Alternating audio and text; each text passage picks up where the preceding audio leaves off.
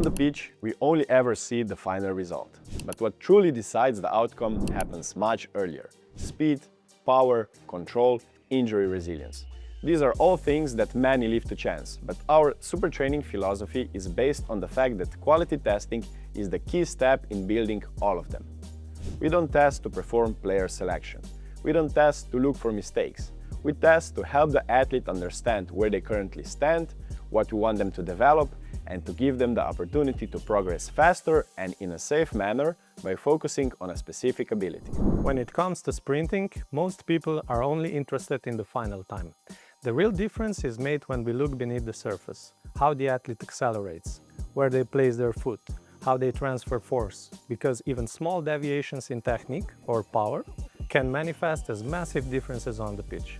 Therefore, the purpose of speed testing is not just the final time, but understanding how that result is actually achieved. This helps us identify where players still have untapped potential, and based on that, we can build an optimal plan for progress. There are also many misconceptions regarding explosiveness. Many people today still equate explosiveness solely with how high you can jump. In reality, explosiveness is, on one hand, the ability to generate force rapidly, and on the other, can you repeat this multiple times without your body getting injured. This is the difference between one good moment and performance that lasts the entire season. Because sport is dynamic, it is important to measure multiple jumps, not just the maximal vertical jump. Sometimes we are interested in maximal power, other times in elasticity, and other times in the difference between the left and the right side. Every jump gives us new information, a new piece of the puzzle that tells us where the athlete still has potential, and on the other hand, where the greatest risks of injury lie.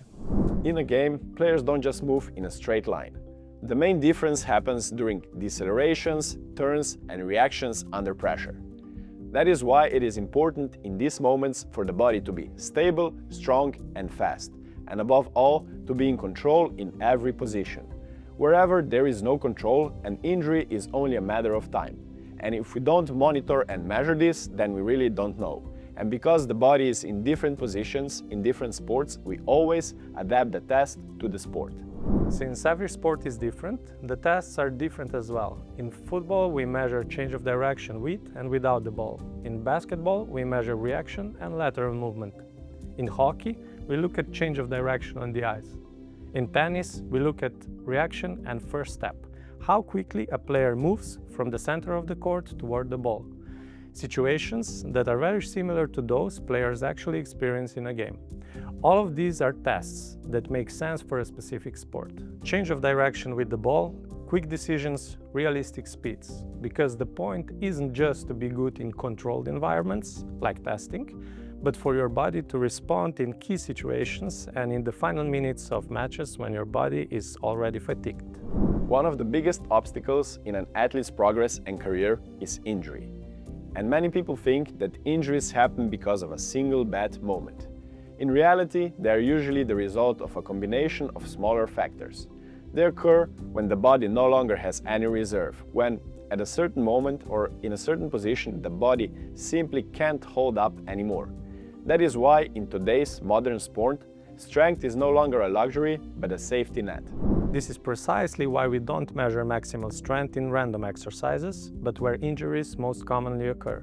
In football, for example, these are the hamstrings during sprints, the knees during jumps, and the groin or adductors during changes of direction. We take real-life situations based on the given sport, so we know exactly where the risk is highest. All these data tell us what the body can handle, so that we can ensure progress on one hand without increasing the risk of injury on the other. In senior teams, the age range is wide.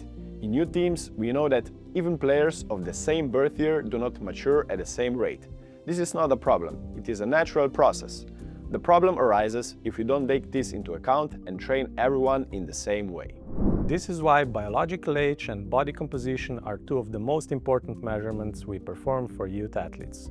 Biological age tells us how far one's body has developed compared to his generation. Body composition tells us how much muscle mass, fat, bone, and other elements an athlete brings into training. The true progress of every athlete lies in meeting them where they currently are and helping them get to where they want to be. With all of this, It must be emphasized that testing is only the first step. The main difference is made when you know how to use this data, when you reduce guesswork and adjust training more easily. Only then you can enable optimal progress for every athlete with minimal risk of injury. This allows us to establish a uniform standard of development across all age groups. This is why, after every testing session, we create a concrete plan based on the data.